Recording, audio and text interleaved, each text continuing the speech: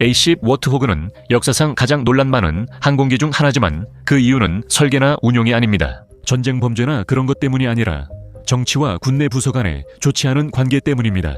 A10은 공군에게는 골칫거리가 되었지만 반대로 육군에게는 가장 좋아하는 항공기가 되었습니다. 그리고 이런 충돌은 오랫동안 계속되어 왔습니다. 공군은 2004년부터 A10 워트호그 퇴역을 추진했으며 이는 F-22 실전 배치 1년 전입니다. 하지만 이 임무는 불가능해 보입니다. 수차례 시도해도 A10은 수십 년간 퇴역하지 않았습니다. 이 설계가 미국의 방공의 빈틈을 메운 것처럼 보였습니다. 하지만 이제는 전설적인 둠의 전설이 아마도 1년 안에 어쩌면 마지막으로 퇴역할 가능성이 매우 높아졌습니다. 이 항공기가 어떻게 탄생했는지, 왜 모두가 이렇게까지 이 항공기를 없애고 싶어 하는지, 그리고 왜 그것이 그렇게나 불가능할 정도로 어려웠는지 살펴볼 시간입니다. 워트호그의 탄생과 설계. A10 워트호그는 미국 공군이 베트남전 이전에 우선순위가 바뀌면서 큰 피해를 입은 이후 지상 공격 능력의 공백을 메우기 위해 탄생한 설계입니다. 냉전 시기에는 항공기 개발의 전략적 초점이 주로 핵무기를 투하할 수 있는 고속 항공기에 맞춰져 있었습니다.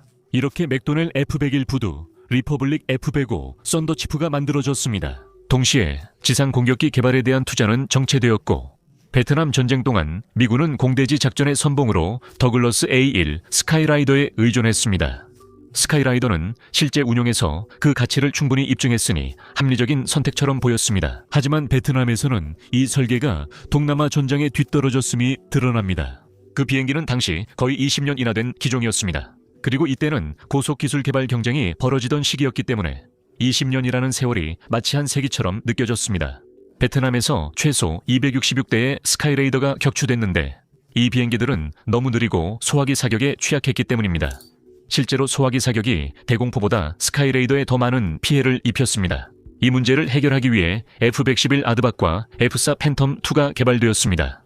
F-111은 장거리 타격 임무를 맡았고 F-4 팬텀2는 전투폭격 임무를 담당했습니다. 팬텀은 곧 그 시대 최고의 설계임을 입증했습니다. 하지만 팬텀은 항속거리가 제한적이었고 저속에서의 성능이 좋지 않았으며 가장 중요한 것은 엄청나게 비쌌다는 점입니다. 1965년 팬텀 한 대 가격은 미국 납세자 기준 약 200만 달러로 현재 약 2천만 달러에 해당합니다. 팬텀 한 대를 1시간 운용하는데 약 900달러가 들었으며 이는 현재 약 9,000달러입니다. 한동안 미 공군은 F-111과 F-4를 모두 대체할 수 있는 비용 효율적인 항공기가 절실히 필요했습니다. 이로써 워트호그의 길을 연 철학이 탄생했습니다. 1966년 미 공군은 21개 업체에 제안 요청서를 보내고 1970년에 이를 수정했습니다. 소련의 위협이 점점 가까워지면서 새로운 항공기는 주로 대장갑 및 대보병 공대지 공격기로 사용될 예정이었습니다. 이 항공기는 개발 중이던 30mm 회전식 기관포에 맞춰 설계됐고 그 무기는 워트호그의 대표 무장이 됐습니다. 이 항공기는 시속 460마일, 740km에 도달해야 했습니다. 이 항공기는 1200m, 즉 4000피트 길이의 활주로에서 이륙할 수 있어야 했고 16,000파운드, 즉 7톤이 넘는 외부 무장을 탑재할 수 있어야 했으며 285마일, 즉 460km 방역 내에서 임무를 완수할 수 있어야 했습니다. 가장 중요한 조건은 한 대 가격이 1,400만 달러, 현재 약 1억 1,300만 달러를 넘지 않는 것이었습니다. 이 설계는 근접 항공 지원용으로 제작된 미 공군 최초의 항공기가 될 예정이었습니다. 노스럽과 페어차일드 리퍼블릭 설계가 선정되어 시제품 제작 후 두 기체를 시험한 결과 공군은 현재 A10을 양상으로 선택했습니다. 최초 양산형 워트호그는 1975년 첫 비행 후 1976년 본격 생산이 시작됐습니다. 공군의 결정권자들의 마음을 사로잡은 설계는 약속대로 어벤져로 잘 알려진 대형 30mm GAUEEP 8기관포를 중심으로 이루어졌습니다. 이 기관포의 압도적인 크기만 봐도 그 이유를 쉽게 알 수 있습니다. 워트호그는 일반적으로 항공기에 맞춰 기관포를 장착하는 방식과 달리 기관포를 중심으로 제작되었습니다. 전체 어벤져 시스템의 길이는 6m가 조금 넘고 피트로는 20피트가 조금 안 되며 무게는 무려 4,000파운드, 즉 약 1,830kg에 달합니다. 이 말은 워트호그가 장착해야 했던 기관포가 성인 길인 만큼 길고 이전 세대 토러스 차량만큼 무겁다는 뜻입니다. 참고로 여기서 말하는 건 오직 기관포 자체만입니다. 어벤져 기관포는 항공기의 좌연 쪽에 장착되고 총구는 우연 쪽에 있었습니다. 중심선에 맞추기 위해 압박휘 착륙 장치를 좌연으로 옮겼습니다. 바로 같은 이유 때문에 워호그가 정면에서 보면 비대칭적으로 보이는 것입니다. 이렇게 큰 대포를 장착할 때 설계자들은 무게에서 분리했습니다. 새 설계는 짧은 활주로 해서 이착륙해야 했습니다. 이 모든 작업을 대포와 16,000파운드 외부 무장까지 탑재한 채 수행해야 했다는 점을 기억해야 합니다. 날개는 벌집 패널로 만들어 무게를 줄이면서 하중 지지력과 생존성을 극대화합니다. 이 방식은 방향타, 플랩, 덮개, 승강태도 적용됐습니다. A10의 내부 프레임워크가 모든 하중을 지지해 외부 패널에 하중이 가지 않게 설계됐습니다. 이로 인해 두 가지 효과가 있었는데 첫째로 프레임워크의 지지 덕분에 외부 패널이 더 높은 내구성을 갖게 되었습니다. 또한 패널이 손상되어도 현장에서 쉽게 교체하거나 임시 재료로 대체할 수 있습니다. 워트호그에서 특히 흥미로운 점은 날개 길이와 기체 길이의 비율입니다. 최신형인 A10C는 날개 길이가 57피트 6인치이고 기수에서 꼬리까지의 길이는 53피트 4인치입니다. 이것은 거의 50대 50의 비율로 저속 및 저고돼서 항공기의 기동성을 매우 높여줍니다. 이는 근접 전투기인 이 항공기가 설계된 목적과 정확히 일치합니다. 높은 조종 성능으로 짧은 활주로에서도 이착륙이 가능해 전방 비행장에서 쉽게 운용됩니다. 워트호그는 최대 무장 시에도 곧게 정리된 도로에서 이륙할 수 있습니다. 그게 바로 그 엄청나게 긴 날개가 주는 이점입니다. 실제로 이 항공기 전체는 거의 전선 가까이에서 운용될 것을 염두에 두고 설계되었습니다. 기술자들은 기본 장비로 항공기 수리, 연료 보급, 무장 재장착이 가능합니다. 엔진이 높고 날개가 낮아 엔진이 켜져도 이런 작업이 가능했습니다. 그래서 승무원이 엔진에 빨려 들어갈 가능성은 거의 없습니다. 게다가 정말 상상도 못할 일이죠. 항공기 부품 중 많은 것은 양손잡이용으로 설계돼 엔지니어가 필요시 양쪽을 바꿔 쓸 수 있습니다. 엔진, 착륙장치 등 다른 부품에도 해당됩니다. 이 항공기는 1000피트, 약 300m까지 낮게 비행해 공격 위험이 높아 생존성이 최우선이었습니다. 엔진이 매우 작은 적외선 신호를 만들고 꼬리날개 위에 있어 탐지가 더 어렵습니다. A10은 사용된 소재 덕분에 23mm 고폭탄과 철갑탄을 견딜 수 있습니다.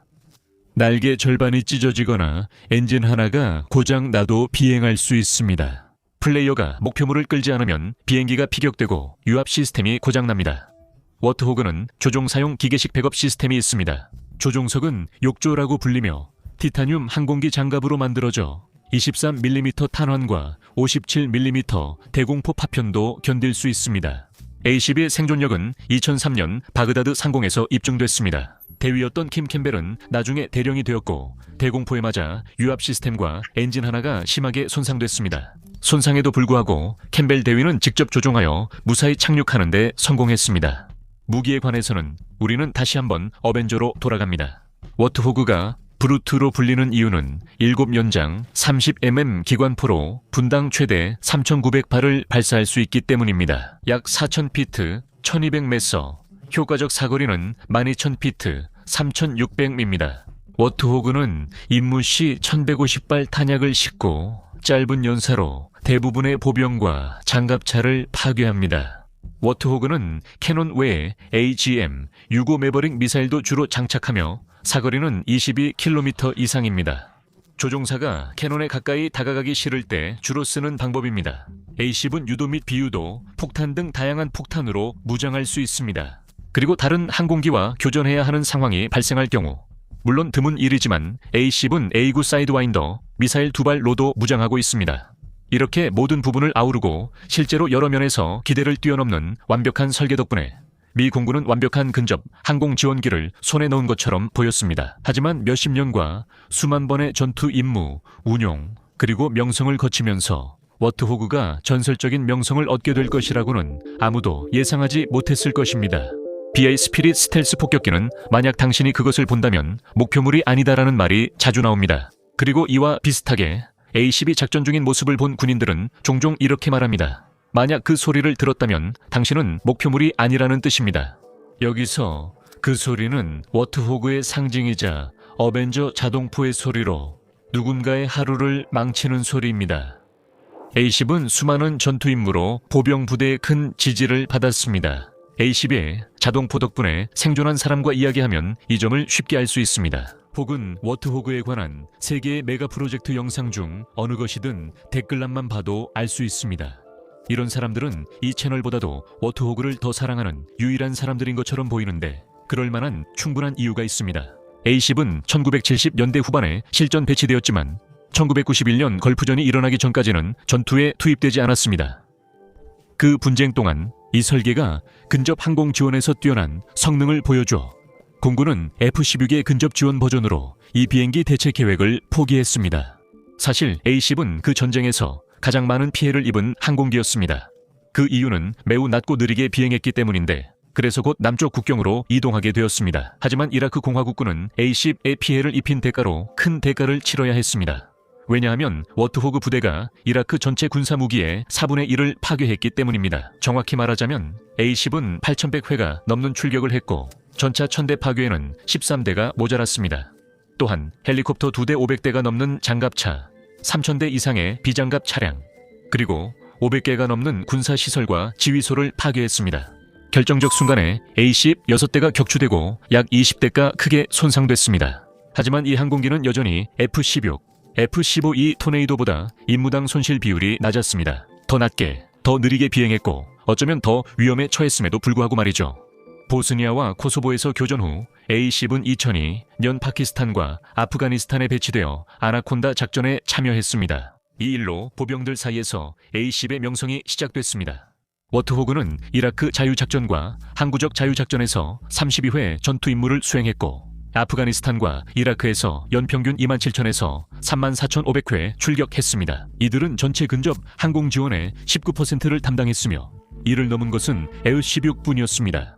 중동에서 운용되는 동안 A-10은 사실상 보병들에게 가장 신뢰받는 근접 항공 지원 기체가 되었으며 탈레반 세력을 상대로 수천 번의 출격 임무를 수행했습니다. 표준 워트호그 작전은 합동 최종 공격 통제관의 지시에 따라 낮은 고도에서 적을 공격하는 방식이었습니다. 이 전략은 오늘날까지도 변하지 않고 유지되고 있습니다. 이 점에서 워트호그는 정말 뛰어났기 때문에 조종사들은 기지에서 거의 술값을 낼 일이 없었습니다. 그리고 2005년에 356대의 A10 전기체가 정밀교전 프로그램의 일환으로 현대화 작업을 거쳐 모든 항공기가 A10CS로 재지정되었습니다. 혼동을 피하기 위해 이 영상에서는 계속 A10이라 부르겠습니다.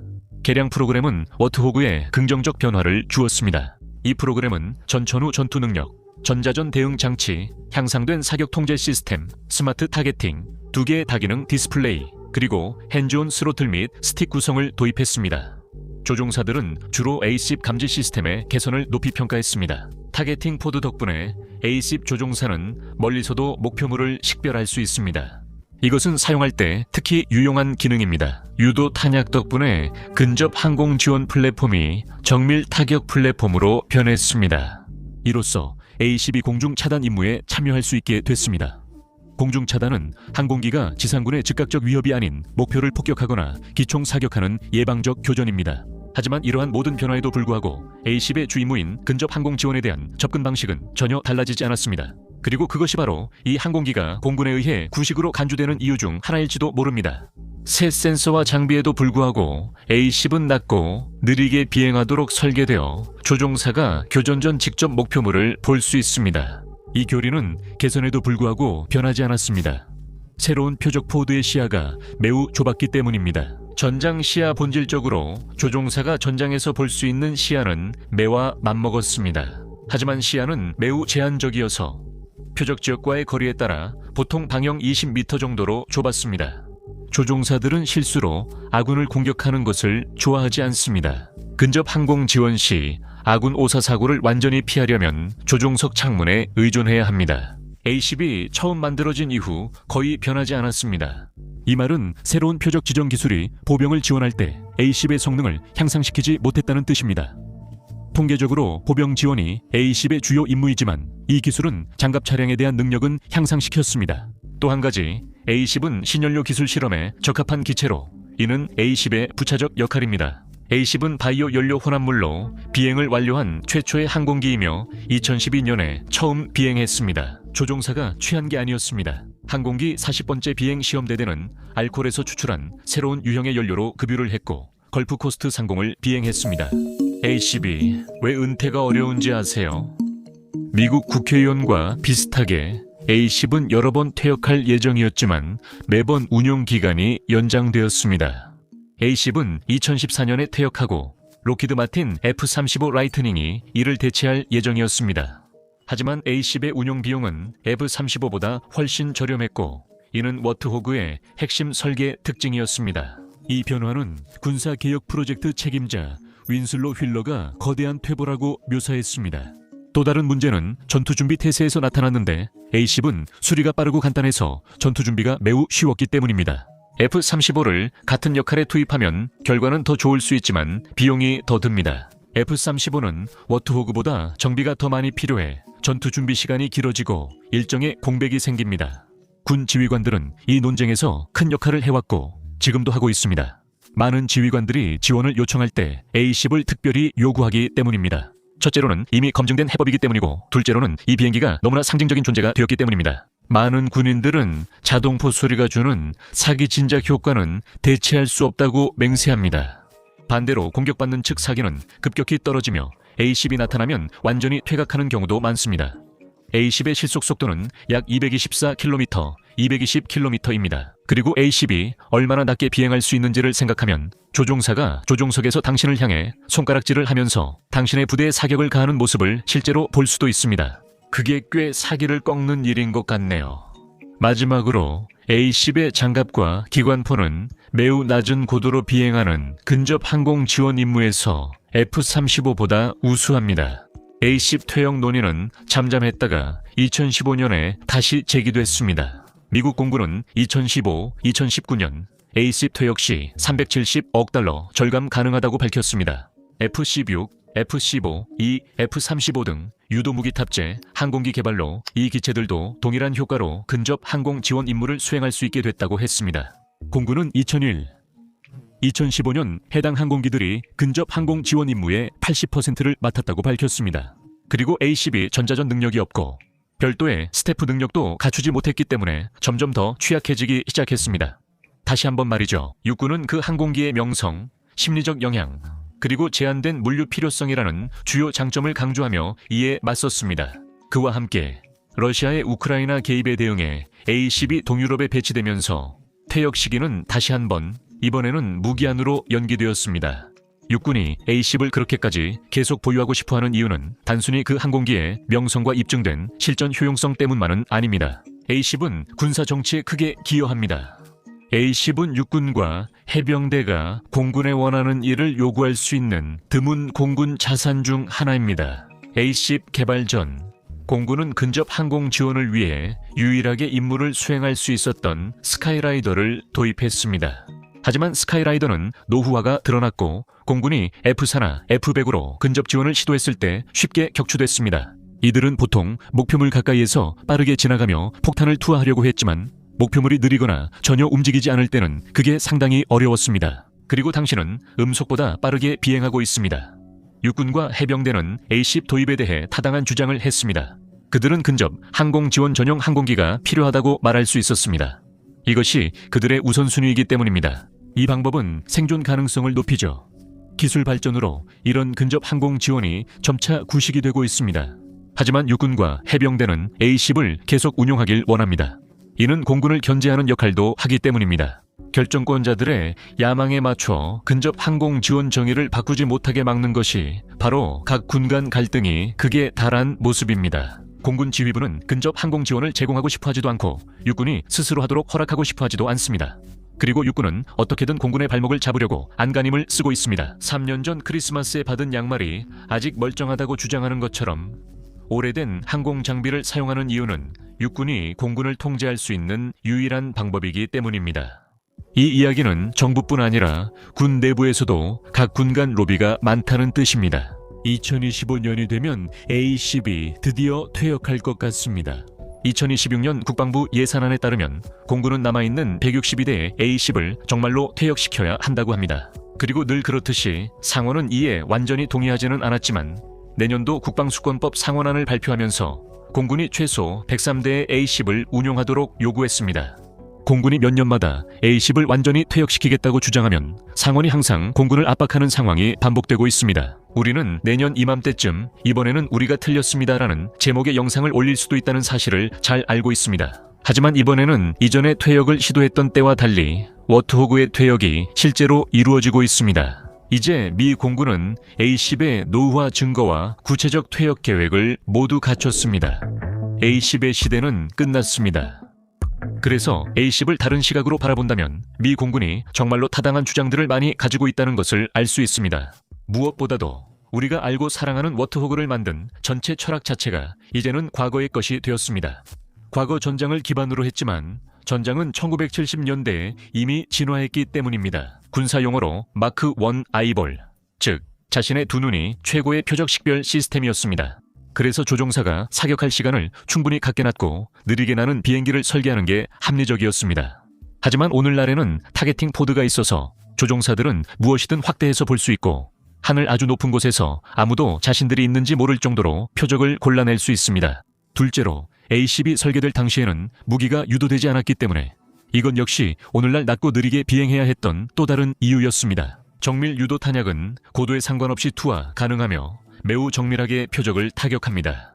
마지막으로 당시에는 휴대용 대공 방어 시스템이 드물고 효과적이지 않았습니다. 하지만 오늘날에는 지대공 미사일과 마찬가지로 두 종류의 대공 무기 모두 흔하고 매우 효과적입니다. A-10은 적의 사격을 피하는 것뿐만 아니라 직접 피격도 견딜 수 있게 설계됐습니다. 무엇이 회피하도록 설계되었는지 아십니까? 바로 첨단 무기 체계입니다. F-35와 같은 전투기들이죠. 이 F-35들은 그 대공포의 사거리 밖에서 손쉽게 무기 기지를 폭격할 수 있습니다. 그리고 이런 논쟁들 외에도 물리적인 문제도 작용하고 있습니다. 물론 A-10은 비슷한 항공기들에 비해 유지비가 저렴하지만 20년 전보다는 더 비싸졌습니다. 모든 생산 라인이 이미 폐쇄되어 엔지니어들이 부품을 구하려면 오래된 비행기에서 직접 뜯어내야 하기 때문입니다. 30mm 기관포의 신비로움 때문에 의회에 약간의 편견이 있는데 솔직히 이해할 만합니다. A-10 퇴역이 처음 제안됐을 때 F-35가 아직 완전히 생산되지 않아 의회가 신중할 수밖에 없었습니다. 마지막으로 이것이 아마도 A-10 운용 반대의 가장 강력한 농어일 것입니다. 워트호그는 허용적인 환경에서만 운용될 수 있습니다. 이 말은 예를 들어 A-10을 우크라이나에 투입한다고 해도 거의 효과가 없을 것이며 오직 대공 무기나 공중 지원이 전혀 없는 부대에만 사용할 수 있다는 뜻입니다. A-10은 아프가니스탄처럼 대공 무기와 훈련된 인원이 부족한 곳에서 유용할 수 있습니다. 하지만 미국은 숙련된 적과의 전투를 준비하며 그들은 강력한 대공 시스템을 운용할 것입니다. A-10은 그런 상황에서 절대 살아남지 못합니다. 이 점을 염두에 두고 공군이 워트호그를 어떻게 대체할 계획인지 그 대체 계획을 말씀드리겠습니다.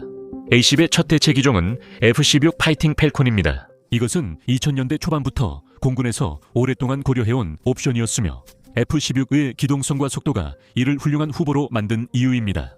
문제는 F-16이 근접 항공 지원을 위해 채공하기에는 너무 빠르다는 점입니다. 하지만 25 전투기 세대 비행대대 작전 책임자 알렉산드라 시어스 대위는 F-16이 모든 것을 할 수 있다고 말했습니다. 업그레이드 시 F-16은 A-10처럼 근접 항공 지원 등 다양한 임무를 수행할 수 있습니다. 워트호그는 2025년 말까지 한국을 떠나고 업그레이드된 F-16이 이를 대체합니다. 이는 F-16이 워트호그를 얼마나 잘 대체할지 처음으로 시험하는 기회입니다. 근접 항공 지원에 특화된 F-16은 노스롭 그리먼의 APG-83 에이서 레이더로 업그레이드 되었습니다. 이 레이더는 F-22와 F-35에 사용되는 5세대 센서 시스템입니다. 간단히 말해 표적 추적과 상황 인식이 향상되고 모든 기상 조건에서 교전이 가능합니다. 조종사의 의사결정을 쉽게 해주는 전술적 시야를 제공하는 센터 페디스털 디스플레이와 함께 사용됩니다. F-16은 스나이퍼 표적 포드와 리전 ES 저고에선 시스템 덕분에 표적 지정 속도와 감시 능력이 향상됩니다. 여기서 빠진 것은 물론 30mm 자동포입니다. 사실 이 시도는 1980년대 후반 걸프전 이전에 F-16 근접 항공 지원 버전으로 고려된 적이 있습니다. A-10은 교전 경험도 없었지만 이미 대체 방안을 찾고 있었던 것 같습니다. 근접 항공 지원용 F-16이 시험에 성공했지만 프로그램이 취소되지 않았다면 A-16으로 불렸을 것입니다. 1992년 걸프전 초기 24대의 F-16이 근접 항공 지원 임무로 개조되어 시험 투입됐습니다. 이 기체에는 모두가 익숙한 어벤져 기관포의 4연장 버전인 GAU 13 30mm 기관포가 달려 있습니다.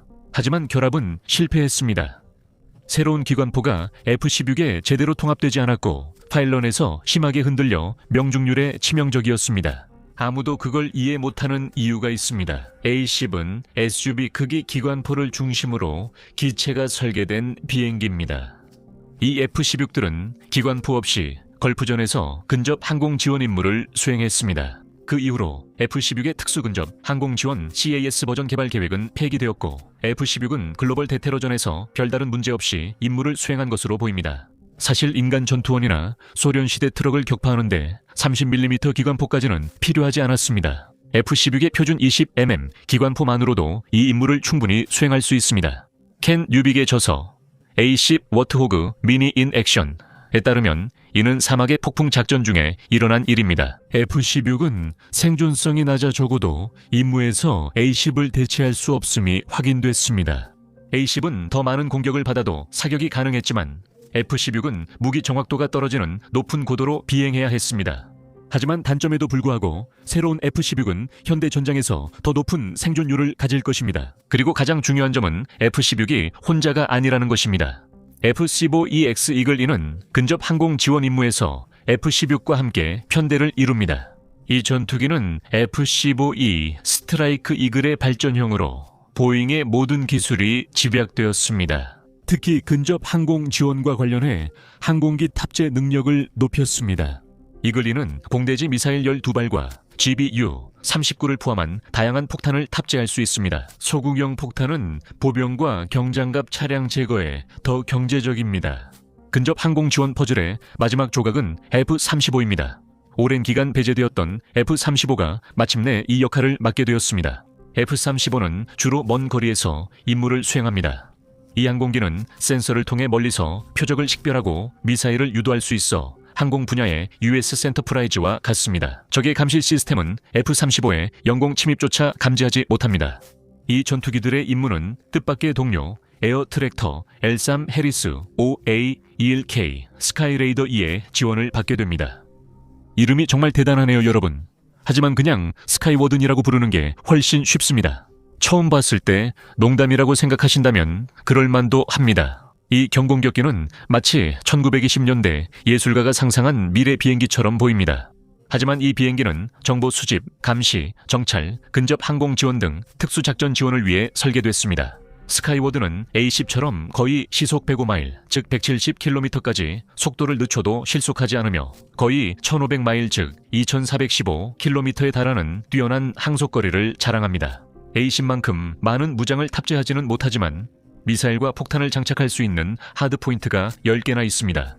프로펠러 비행기라서 다소 우스꽝스럽고 한참 구식처럼 보일 수도 있지만 이 비행기는 꽤 멋집니다. 이 비행기는 분해해 C-17 수송기에 실어 48시간 내 지구 반대편까지 운송 정회할 수 있습니다. 물론 스카이워든의 생존성은 A-10과는 비교도 안 되지만 그래도 이건 특수부대 지원용 항공기니까요. 이 항공기는 더 넓은 전투 영역에서도 활용될 수 있습니다. 다양한 드론 개발로 근접 항공 지원에서 드론 사용이 불가피해졌습니다. 그리고 이것은 모두 미 공군이 오랫동안 추진해온 협동 전투기 프로그램의 일부입니다. 본질적으로 전 세계 전장에서 매일 일어나는 인간 대 인간의 협력 외에도 공군은 드론을 충직한 윙맨으로 포함시키길 원하며 이 드론들은 옆에서 비행하는 조종사의 직접적인 통제를 받게 됩니다. 이것은 근접 항공 지원 등 다양한 전투 임무에 큰 도움이 될 것입니다. 하지만 그것을 구체적으로 살펴보고 A-10을 대체하는 것과 어떻게 관련이 있는지 본다면 이렇게 다양한 유인 항공기와 드론들의 맹공격을 지상군이 견뎌낼 방법은 없어 보입니다. 그렇게 되면 공군은 A-10을 완전히 대체할 수 있겠지만 비용이 많이 들지 않을까요? F-35 한 대의 생산, 운용, 유지비로 A-10 12대를 운용할 수 있습니다. 그렇게 생각해보면 과연 이 모든 것이 정말로 가치가 있는지 스스로에게 물어봐야 합니다. 수십 년 개발, 수십억 투자, 기밀 기술, 보잉 F-47 등 협력 노력이 필요하다면 만약 차세대 항공 우세, 이니셔티브 결과가 70년대 저체공 근접 항공 지원기 대체라면 의미가 없죠. 아마도 이는 A-12 현대전장에서도 여전히 역할을 할 수 있음을 보여줍니다. 비록 지금의 전장이 예전만큼 평평하지 않더라도요.